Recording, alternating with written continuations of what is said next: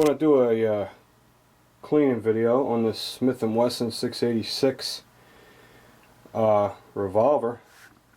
It shot pretty good at the range. After I get used to it, maybe I can shoot it like a 1911. I don't know. That'll be tough. It's a whole different ergonomic feel, you know.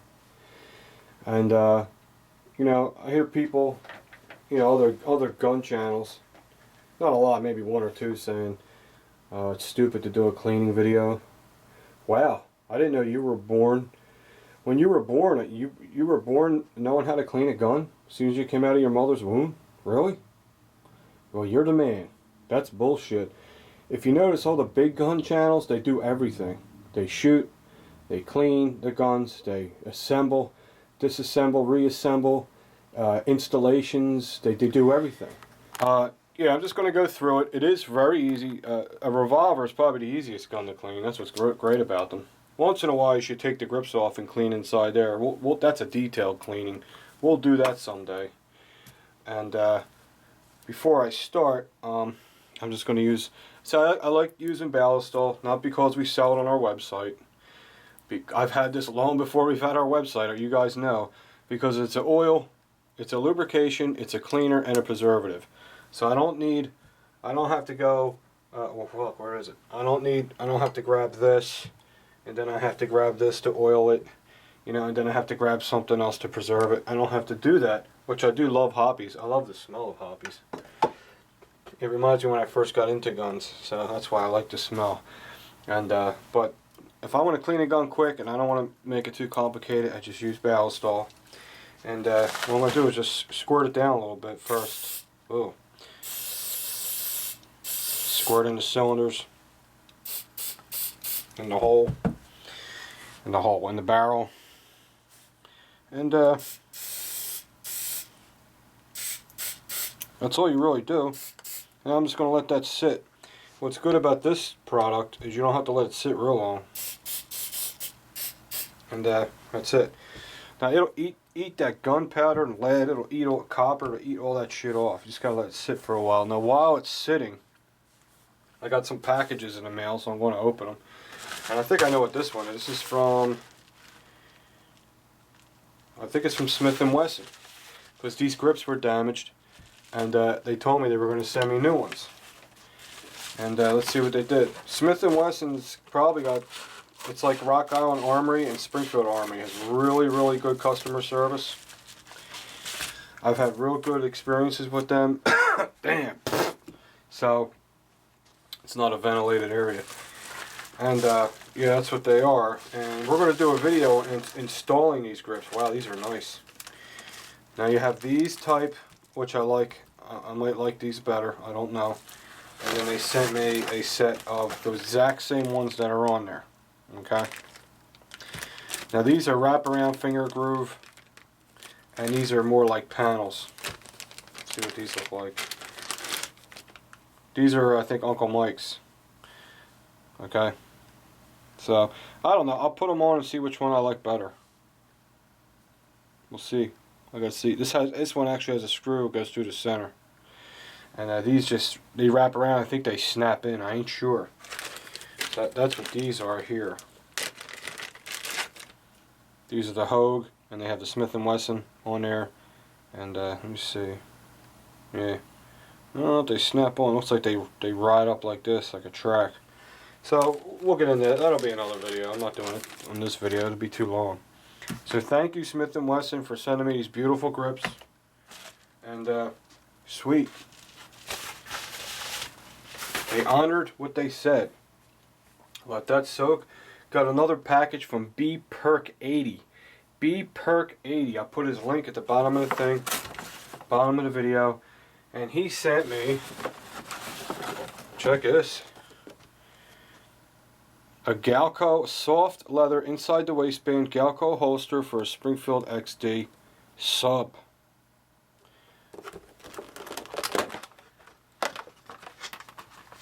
Very, very nice. Wow, that is a fat man's cozy, comfortable, cozy holster there, bro. Let's get the XD, see how it fits in there.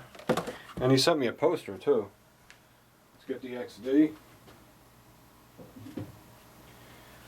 Not in the best mood today. I was out car shopping and I don't know.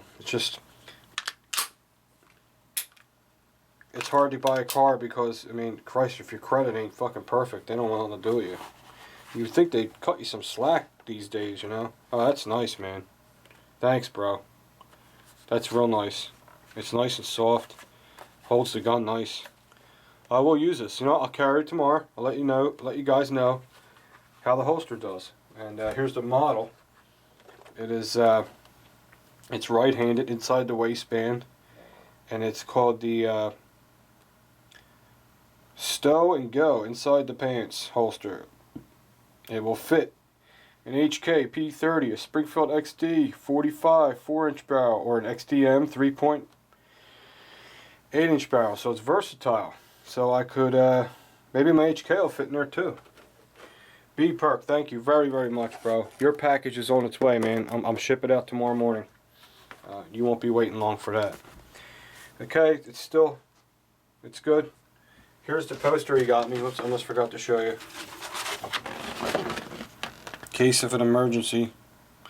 It's like, you know, like the Glocks are in a glass cabinet. And I will hang that up, dude. That's a great, beautiful poster. So I just wanted to show that stuff that B-Perk sent me. Now we're going to start cleaning this pistol. Okay? Man, whew, that shit is...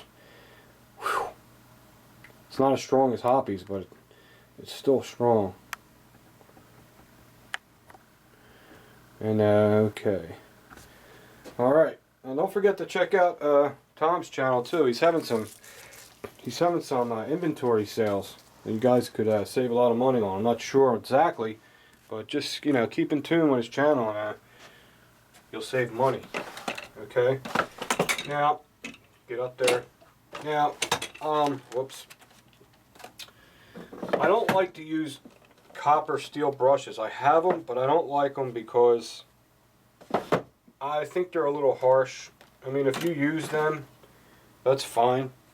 But that's not my method. My method is a plastic nylon brush because the ballistol is strong enough to dissolve everything so much. You don't need a copper brush to clean the cylinders. That's, believe me, that gunpowder and lead, it's all liquid now. So all I have to do is just, you know, I use my Glock brush. This is probably for a 40 caliber, so that works good. And I'm just going to clean inside each cylinder. And what's good about these nylon brushes is you don't have to worry about going in one direction. You can scrub back and forth, and you won't hurt the cylinder. You know what I mean? So what I'll do is I'll just go in and out a couple times, each hole, like that. Then after I do that, I'll just mop them out. I'll have another brush that I mop them out with. And the ballistol works fantastic. It really does. It's not as potent as other gun cleaners like CLP. I've seen tests done on CLP. But the overall picture, ballistol is just better. It's more versatile. And it won't hurt your grips if you have wood grips.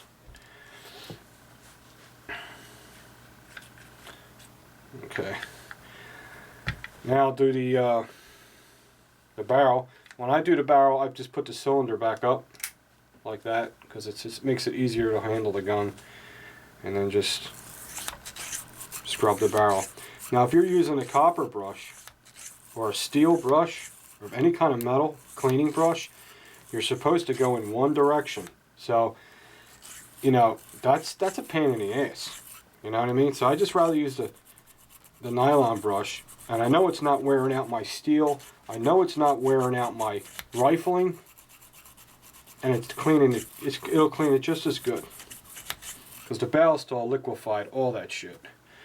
And that's all I'm going to do, really. See, revolvers are pretty much a dream to clean because they're so easy. Now what I do is I get another brush. I need another brush with really soft bristles because I'm going to be wrapping a patch around that and mopping everything out. So you can just make your mops. Put the patch in front of the cylinder, give it a twist. Okay. It's really not that dirty. And I'll just do I'll go around and do every hole. So you don't need to watch me do that. Hold on. Alright, I'm done cleaning all the cylinders, which is pretty simple. Now I'm going to clean the barrel. So like I said, when I clean the barrel, I just put the cylinder back into place again. And just like I said, it makes it easier to handle the weapon. Of course, always safety check everything. Whoops, wrong brush. I already have it ready. What am I doing? Alright, let's just stick it in the barrel.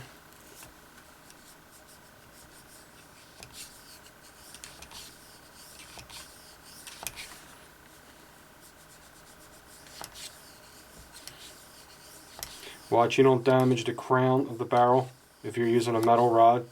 The crown of the barrel is right here, and there's a little bevel. You can barely notice it. It's like a 32nd, and it's a bevel. And if you mess that bevel up, you'll mess up the accuracy of your firearm. You don't want to do that.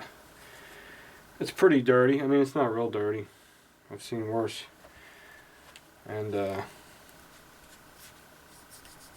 just a good way to do it. Like I said, I don't recommend copper brushes. I have them, but I don't use them. You know.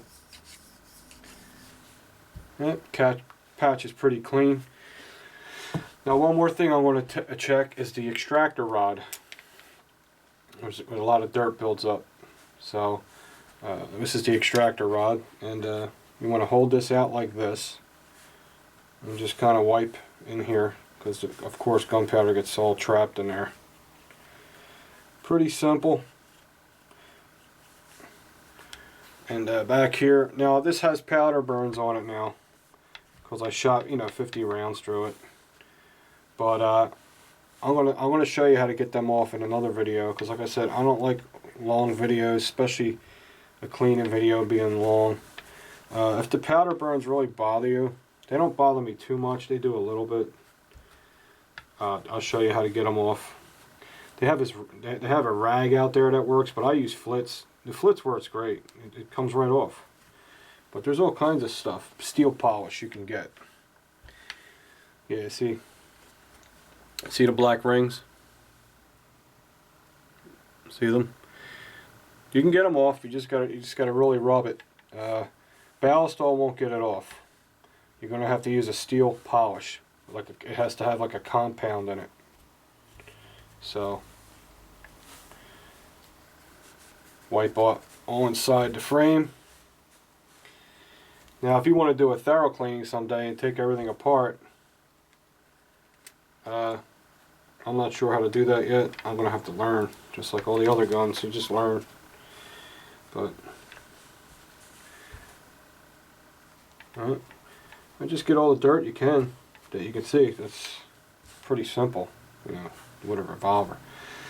Also, gunpowder does get down eventually inside the firing pin hole, but man, I'm telling you, man, you don't have to worry about that stuff. I mean, you really have to shoot a lot of rounds, thousands of rounds to it to have to take all that shit out of there. But she's just about clean, pretty much. Another thing about revolvers that I learned is you shouldn't bogart the pistol. Bogarting it is slinging the crane closed, because it can mess up the timing if you do it too much. It's just not a good thing to do. When people go like this and they flip the crane in, it's not good. You can knock this in alignment over time if you just keep doing it over and over. Best thing to do is just, when you're checking your gun, just give it a spin and push it in with your thumb. And, Okay, now what I'm going to do is lubricate it. All you really got to do to lubricate it is ballistol again. Just use ballistol. Push the ejecting rod out. I'll squirt a little bit in there. Oh, how about inside here? Not on top. That's it. And a little here. That's it. And just give it a couple of these. And what's awesome about this stuff, it never dries up. It just don't dry up. I've used them all. And everything dries up eventually. Like your willy. But that's it, man. I mean, This can't be. How do you make this video exciting? You can't. I'm going to get more into it because I like it looking like a nickel, you know, when it's done. But there's your basic revolver cleaning, guys. I mean, now what I'll do is I'll just get all the oil and ballast all off it and buff it up with one of these fiber optic cloths. They're called fiber optic rags, and these work great on nickel guns or highly polished stainless steel firearms. Alright, so there it is. If you're new to firearms and you never cleaned a gun before, this will be a good video for you. Okay? I don't know what's coming up next. I have no idea. I'll talk to you guys soon.